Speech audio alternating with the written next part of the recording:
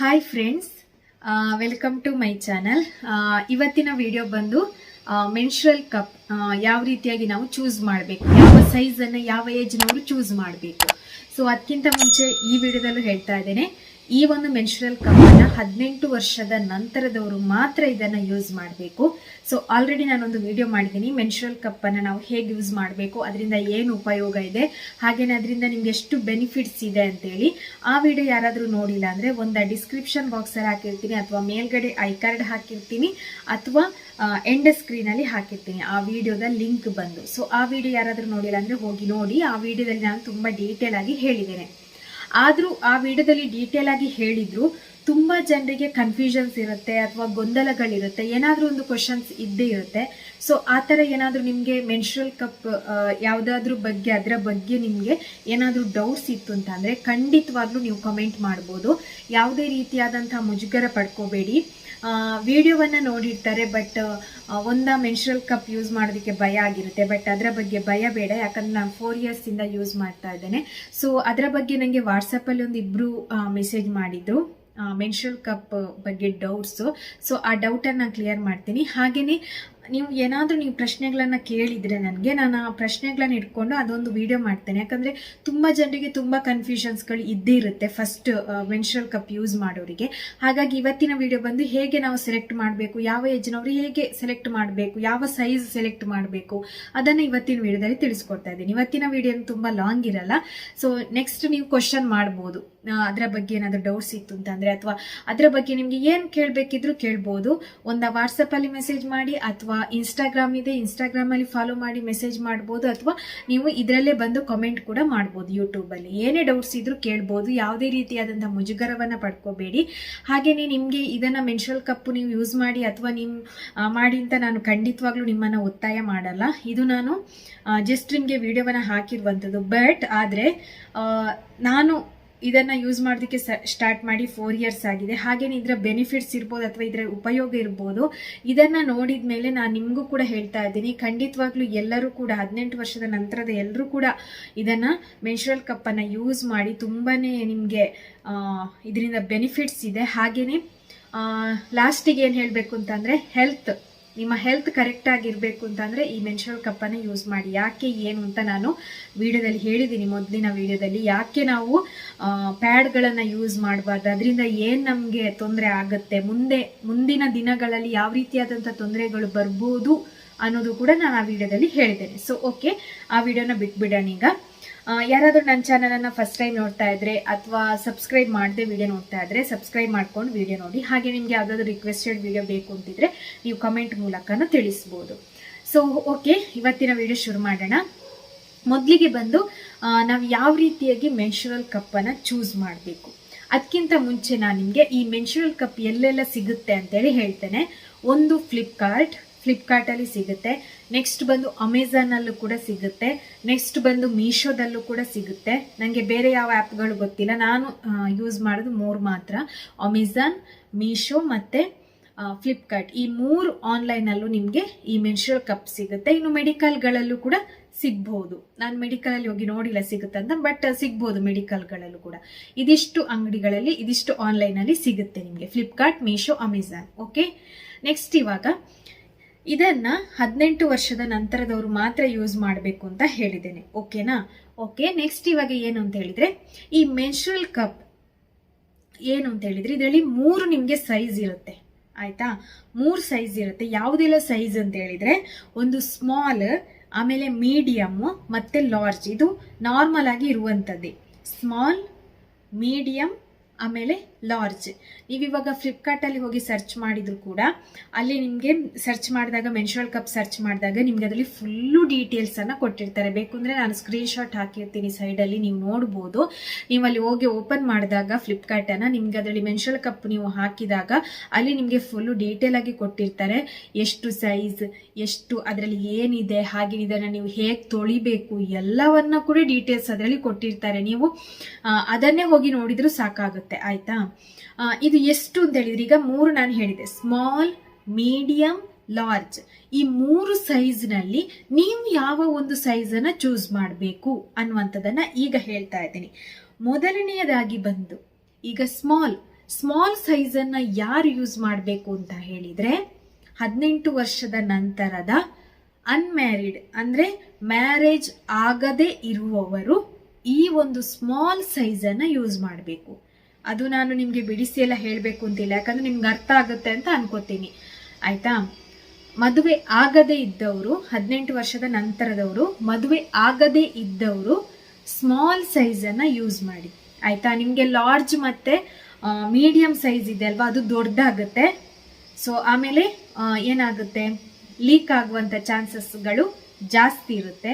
So ಹಾಗಾಗಿ ಮದುವೆ ಆಗದೇ ಇದ್ದವರು, 18 ವರ್ಷದ ನಂತರದವರು ಮದುವೆ ಆಗದೇ ಇದ್ದವರು ನೀವು ಸ್ಮಾಲ್ ಸೈಜನ್ನು ಯೂಸ್ ಮಾಡಿ. ನೀವಲ್ಲಿ ಸರ್ಚ್ ಮಾಡಿದಾಗ ನಿಮಗೆ ಅಲ್ಲಿ ಸೈಜ್ ಅಂತ ಬರುತ್ತೆ, ಅಲ್ಲಿ ಇರುತ್ತೆ ಸ್ಮಾಲ್, ಮೀಡಿಯಮ್, ಲಾರ್ಜ್ ಅಂತ 3 ಆಪ್ಷನ್ ಇರುತ್ತೆ. ನೀವು ಅದರಲ್ಲಿ ಸ್ಮಾಲ್ ಅಂತ ಸೆಲೆಕ್ಟ್ ಮಾಡಿ, ಮದುವೆ ಆಗದೇ ಇದ್ದವರು. ಇದು ನಿಮ್ಗೆ ಅರ್ಥ ಆಯ್ತಾ? ಓಕೆ. ಇನ್ನು ಮೀಡಿಯಂ ಸೈಜ್, ಇನ್ನು ಈ ಮೀಡಿಯಂ ಸೈಜನ್ನು ಯಾರು ಯೂಸ್ ಮಾಡಬೇಕು? ಈಗ ಸ್ಮಾಲ್ ಆಯಿತು, ಈಗ ಮಿಡ್ಲಲ್ಲಿ ಬಂದು ಮೀಡಿಯಂ ಸೈಜ್. ಇದನ್ನು ಯಾರು ಯೂಸ್ ಮಾಡಬೇಕು ಅಂತ ಅಂದರೆ ಮದುವೆ ಆದವರು ಇದನ್ನ ಮೀಡಿಯಂ ಸೈಜನ್ನು ಯೂಸ್ ಮಾಡಬೇಕು. ನಿಮಗೆ ಮದುವೆ ಆಗಿತ್ತು ಅಂತ ಅಂದರೆ ನೀವು ಸ್ಮಾಲ್ ಸೈಜ್ ಯೂಸ್ ಮಾಡೋ ಹಾಗಿಲ್ಲ. ಅವಾಗದು ನಿಮಗೆ ಲೀಕ್ ಆಗುವಂಥ ಚಾನ್ಸಸ್, ಬ್ಲೀಡಿಂಗ್ ಲೀಕ್ ಆಗುವಂಥ ಚಾನ್ಸಸ್ ಜಾಸ್ತಿ ಇರುತ್ತೆ. ಸೊ ಆದ ಕಾರಣ ಮೀಡಿಯಂ ಸೈಜನ್ನು ಮದುವೆ ಆದವರು ಯೂಸ್ ಮಾಡಬೇಕು. ಆ್ಯಂಡ್ ಡೆಲಿವರಿ C-ಸೆಕ್ಷನ್ ಆಗಿದ್ರೆ ನೀವು ಕೂಡ ಮೀಡಿಯಂ ಸೈಜನ್ನೇ ಯೂಸ್ ಮಾಡಬೇಕು. ನಿಮ್ಮ ಡೆಲಿವರಿ C-ಸೆಕ್ಷನ್ ಆಗಿದ್ರೆ ನೀವು ಕೂಡ ಮೀಡಿಯಂ ಸೈಜನ್ನೇ ಯೂಸ್ ಮಾಡಬೇಕು. ಈಗ ಸ್ಮಾಲ್ ಆಯಿತು, ಮೀಡಿಯಂ ಆಯಿತು, ಇನ್ನು ಈ 2 ಸೈಜ್ ಆಯಿತು. ಇನ್ನು 3ನೇ ಸೈಜ್ ಬಂದು ಲಾರ್ಜ್. ಈ ಲಾರ್ಜ್ ಸೈಜನ್ನು ಯಾರು ಯೂಸ್ ಮಾಡಬೇಕು ಅಂತ ಅಂದರೆ ನಾರ್ಮಲ್ ಡೆಲಿವರಿ ಆದವರು, 1 ಅಥವಾ 2, ಒಂದು ನಾರ್ಮಲ್ ಡೆಲಿವರಿ ಆಗಿದ್ದವರು ಕೂಡ ಈ ಒಂದೇ ಲಾರ್ಜ್ ಸೈಜನ್ನೇ ನೀವು ಯೂಸ್ ಮಾಡಬೇಕು. ಹಾಗೆಯೇ 34-35 ವರ್ಷದ ನಂತರದವರು, ಮಕ್ಕಳು ಆಗದೇ ಇರುವವರು ಕೂಡ ನೀವು ಕೂಡ ಏನು ಅಂತ ಅಂದರೆ ಈ ಒಂದು ಲಾರ್ಜ್ ಸೈಜನ್ನೇ ನೀವು ಯೂಸ್ ಮಾಡಬೇಕಾಗುತ್ತೆ. ಸೊ ನಿಮ್ಗೆ ಗೊತ್ತಾಯ್ತಲ್ವಾ? Small and medium and large. ನಾನೀಗ ಹೇಳಿದರೆ ಸ್ಮಾಲ್ ಸೈಜ್ ಯಾರು ಯೂಸ್ ಮಾಡಬೇಕು? ಸ್ಮಾಲ್ ಸೈಜನ್ನು ಅನ್ಮ್ಯಾರಿಡ್ ಅಂದರೆ ಮದುವೆ ಆಗದೇ ಇದ್ದವರು, 18 ವರ್ಷದ ನಂತರದವರು, ಹಾಗೆಯೇ ಮದುವೆ ಆಗದೇ ಇದ್ದವರು ಸ್ಮಾಲ್ ಸೈಜನ್ನು ಯೂಸ್ ಮಾಡಿ.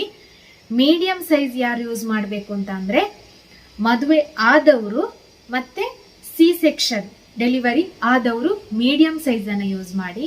ಹಾಗೆಯೇ ಲಾರ್ಜ್ ಸೈಜನ್ನು ಯಾರು ಯೂಸ್ ಮಾಡಿ ಅಂತ ಹೇಳಿದರೆ ನಾರ್ಮಲ್ ಡೆಲಿವರಿ, 1 ಅಥವಾ 2 ನಾರ್ಮಲ್ ಡೆಲಿವರಿ ಆದವರು ಆ್ಯಂಡ್ 34-35 ವರ್ಷದ ನಂತರದವರು, ಮಕ್ಕಳು ಆಗದೇ ಇರುವವರು ಕೂಡ ಈ ಒಂದು ಲಾರ್ಜ್ ಸೈಜನ್ನು ಯೂಸ್ ಮಾಡಬೇಕು. ಇವಾಗ ನಿಮ್ಗೆ ಇದು ಕ್ಲಿಯರ್ ಆಗಿ ಅರ್ಥ ಆಯ್ತು ಅಂದ್ಕೊಳ್ತೀನಿ, ಯಾವ್ಯಾವ ಸೈಜನ್ನು ನೀವು ಸೆಲೆಕ್ಟ್ ಮಾಡ್ಕೋಬೇಕು ಅಂತೇಳಿ. ಓಕೆ. ಇನ್ನು ನೆಕ್ಸ್ಟ್ ಬಂದು ಈಗ ಸೈಜ್ ನಿಮಗೆ ಗೊತ್ತಾಯ್ತು ಹೇಗೆ ಅಂತೇಳಿ. ಇನ್ನು ಯಾವ ಬ್ರ್ಯಾಂಡ್ಗಳಿದೆಲ್ಲ ಮೆನ್ಸ್ಟ್ರುವಲ್ ಕಪ್ ಇದೆ ಅಂತ ನಾನು ನಿಮಗೆ ಹೇಳ್ತೇನೆ. ಇವಾಗ ನಿಮಗೆ ಬೇರೆ ಬೇರೆ ಬ್ರ್ಯಾಂಡ್ಗಳದ್ದು ಸಿಗುತ್ತೆ. ಈಗ ನಾನು ಯಾವುದು ಚೂಸ್ ಮಾಡಿದೆ ಅಂತ ಹೇಳಿದ್ರೆ ಸಿರೋನಾ ಮೀಡಿಯಂ ರೆಸ್ಯೂಬಲ್ ಮೆನ್ಸ್ಟ್ರುವಲ್ ಕಪ್. ಇದು ಸಿರೋನಾ ಅವ್ರದ್ದು ಮೆನ್ಸ್ಟ್ರುವಲ್ ಕಪ್. ತುಂಬ ಚೆನ್ನಾಗಿದೆ, ಸಾಫ್ಟ್ ಕೂಡ ಇದೆ. ನಿಮಗೆ ನೋಡಿ ಗೊತ್ತಾಗುತ್ತಲ್ವಾ, ನಾನು ಹಿಡ್ಕೊಂಡಾಗ ತುಂಬ ಅಂದರೆ ತುಂಬ ಸಾಫ್ಟ್ ಇರುತ್ತೆ. ಸಿರೋನಾ ಇಸ್ ಬೆಸ್ಟ್ ಅಂತ ಹೇಳ್ಬೋದು ನನಗೆ ಗೊತ್ತಿರೋ ಪ್ರಕಾರ. ಇನ್ನು ನಿಮಗೆ ತುಂಬ ಬ್ರ್ಯಾಂಡ್ಗಳಲ್ಲಿ ಸಿಗುತ್ತೆ, ಹೇಳೋದಕ್ಕೆ ಆಗೋದಿಲ್ಲ, ಅಷ್ಟು ಬ್ರ್ಯಾಂಡ್ಗಳಲ್ಲಿ ಮೆನ್ಸ್ಟ್ರುವಲ್ ಕಪ್ ಇದೆ.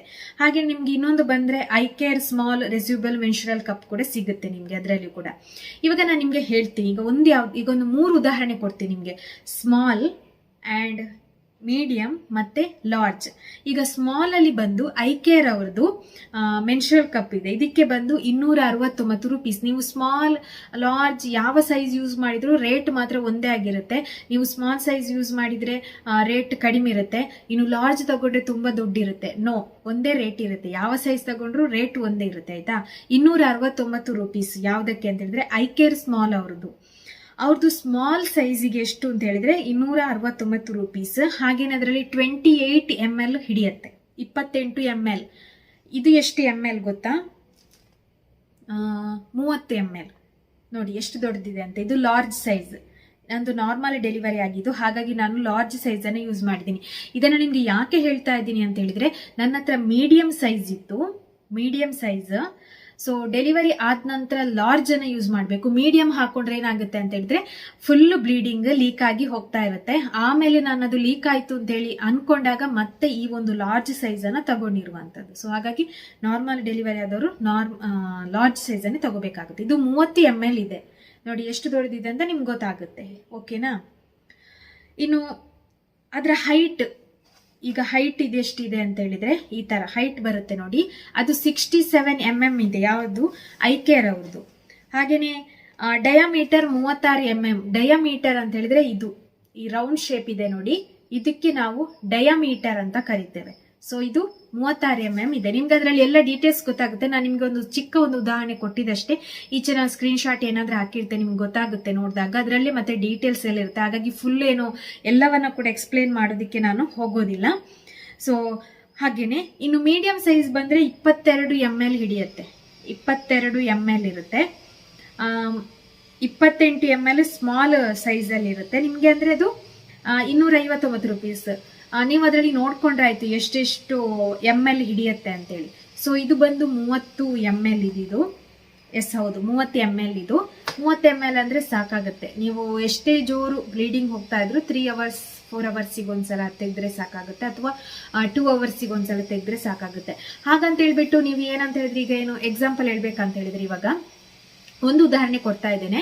ಇವಾಗ ನಿಮ್ಗೆ ಜಾಸ್ತಿ ml ಬೇಕು, ಆದ್ರೆ ಸ್ಮಾಲ್ ಅಲ್ಲಿ ನಿಮ್ಗೆ ಸಿಗ್ತಾ ಇಲ್ಲ ಅಷ್ಟು ml ಇದೆ. ಇವಾಗ ಎಕ್ಸಾಂಪಲ್ ಸ್ಮಾಲ್ ಸೈಜ್ ಅಲ್ಲಿ ನಿಮ್ಗೆ 30 ml ಇದು ಬೇಕಂತ ಅನ್ಕೊಳ್ಳಿ, ಬಟ್ ಅದ್ರಲ್ಲಿ ಸಿಗ್ತಾ ಇಲ್ಲ. ಬಟ್ ಆದ್ರೆ ಮೀಡಿಯಂ ಸೈಜ್ ಅಲ್ಲಿ ಇದೆ ಅಂತ ಹೇಳ್ಬಿಟ್ಟು ನೀವು ಮೀಡಿಯಂ ಸೈಜ್ ಅನ್ನ ಸೆಲೆಕ್ಟ್ ಮಾಡೋದಕ್ಕೆ ಹೋಗ್ಬೇಡಿ. ನೀವು ಸ್ಮಾಲ್ ಅನ್ನೇ ಸೆಲೆಕ್ಟ್ ಮಾಡಿ ನೀವು ದಿನದಲ್ಲಿ ಒಂದು 4-5 ಸತಿ ಚೇಂಜ್ ಮಾಡಿದ್ರು ಪರವಾಗಿಲ್ಲ. ಯಾಕಂತ ಹೇಳಿದ್ರೆ ಅದು ಲೀಕ್ ಆಗಬಾರ್ದು, ಅಥವಾ ನಿಮ್ಗೆ ಪರ್ಫೆಕ್ಟ್ ಆಗಿರ್ಬೇಕು, ಒಳಗಡೆ ಕರೆಕ್ಟ್ ಆಗಿ ಕೂತಿರ್ಬೇಕು. ಆಮೇಲೆ ತುಂಬಾ ಏನು ಸಡಿಲ ಆಗ್ಬಾರ್ದು, ಲೂಸ್ ತರ ಅಂತಲೇ ನಿಮ್ಗೆ ಗೊತ್ತಾಗ್ಬಾರ್ದು. ಅದಕ್ಕಾಗಿ ಕರೆಕ್ಟ್ ಆಗಿರುವಂತಹ ಒಂದು ಸೈಜ್ ಅನ್ನೇ ಸೆಲೆಕ್ಟ್ ಮಾಡ್ಬೇಕು. ನಾನೀಗ ಹೇಳಿರುವಂತದ್ದು ನಿಮ್ಗೆ ಅರ್ಥ ಆಗಿದೆ ಅಂತ ಅನ್ಕೊಳ್ತೇನೆ, ಆಯ್ತಾ. ಇನ್ನು ಬಂದು ಟೈಪ್ಸ್, ಯಾವ ಟೈಪ್ಸ್ ಅಲ್ಲಿ ಇದೆ, ಯಾವ ಬ್ರ್ಯಾಂಡ್ ಅಲ್ಲಿ ಇದೆ ಕೂಡ ಹೇಳಿದೆ. ಯಾವ ಸೈಜ್ ಸೆಲೆಕ್ಟ್ ಮಾಡ್ಬೇಕು ಅಂತ ಹೇಳಿದೆ. ಕಾಸ್ಟ್ ಕೂಡ ಅಷ್ಟೇ, ಜಾಸ್ತಿ ಏನಿಲ್ಲ. 269 ರೂಪೀಸ್, 259 ರೂಪೀಸ್ ಈ ತರನೇ ಇರುವಂತದ್ದು. 300, 400, 250 ಈ ತರನೇ ಇರುವಂತದ್ದು. ಬಟ್ ನನಗೆ ಇದು ನನ್ನ ಯಾವ ಬ್ರ್ಯಾಂಡ್ ಅಂತ ಕೇಳಿದ್ರೆ ಸಿರೋನಾ ಅವರದ್ದು. ಸಿರೋನಾ ಲಾರ್ಜ್, ಮೀಡಿಯಂ ಎಲ್ಲ ಸಿಗುತ್ತೆ. ಸಿರೋನಾ ಅವ್ರದ್ದು ಲಾರ್ಜ್ ಇದೆ, ಮೀಡಿಯಂ ಇದೆ, ಹಾಗೇನೆ ಸ್ಮಾಲ್ ಕೂಡ ಇದೆ. ತುಂಬಾ ಸಾಫ್ಟ್ ಕೂಡ ಇದೆ ಇದು. ಹಾಗಾಗಿ ನಾನು ತಗೊಂಡಿರುವ ತುಂಬಾ ಅಂದ್ರೆ ತುಂಬಾ ಸಾಫ್ಟ್ ಇದೆ ನೋಡಿ, ತುಂಬಾ ಅಂದ್ರೆ ತುಂಬಾ ಸಾಫ್ಟ್ ಇದೆ. ಹಾಗಾಗಿ ನಿಮ್ಗೆ ನಾನು ಸಜೆಸ್ಟ್ ಮಾಡ್ತೀನಿ, ಸಿರೋನಾ ಅವ್ರದ್ದು ತುಂಬಾ ಚೆನ್ನಾಗಿದೆ. ಬೇಕು ಅಂತಿದ್ರೆ ಅದನ್ನೇ ತಗೊಳ್ಳಿ. ಬೇಕು ಅಂತಿದ್ರೆ ನೀವು ಹೇಳಿ, ನಾನು ಲಿಂಕ್ ಅನ್ನ ಫ್ಲಿಪ್ಕಾರ್ಟ್ ಅಲ್ಲಿ ಲಿಂಕ್ ಅನ್ನ ಡಿಸ್ಕ್ರಿಪ್ಷನ್ ಬಾಕ್ಸ್ ಅಲ್ಲಿ ಹಾಕಿರ್ತೇನೆ, ಅಥವಾ ನೀವು ಸರ್ಚ್ ಮಾಡಿದ್ರು ನಿಮ್ಗೆ ಸಿಗುತ್ತೆ ಇದು. ಓಕೆನಾ. ಇದಿಷ್ಟು ಬಂದು ಮೆನ್ಸ್ಟ್ರಲ್ ಕಪ್ ಯಾವ ಏಜ್ ನವರು ಯಾವ ಸೆಲೆಕ್ಟ್ ಮಾಡಬೇಕು ಸೈಜ್ ಅನ್ನುವಂಥದ್ದು. ಇನ್ನು ಇದರ ಬಗ್ಗೆ ನಿಮ್ಗೆ ಇನ್ನಷ್ಟು ಗೊಂದಲಗಳು ಅಥವಾ ಕನ್ಫ್ಯೂಷನ್ಸ್ ಏನೇ ಕ್ವಶನ್ಸ್ ಇದ್ರು ಕಮೆಂಟ್ ಮಾಡಿ. ಅವೆಲ್ಲ ಕಮೆಂಟ್ಗಳನ್ನ ಒಂದು ಮಾಡಿ ಒಂದು ವಿಡಿಯೋ ಮಾಡ್ತೇನೆ ನಾನು. ಆ ಎಲ್ಲ ಕ್ವಶನ್ಸ್ಗಳಿಗೆ ನಿಮ್ಗೆ ಆನ್ಸರ್ ಅನ್ನ ಕೊಡ್ತೇನೆ. ಓಕೆನಾ.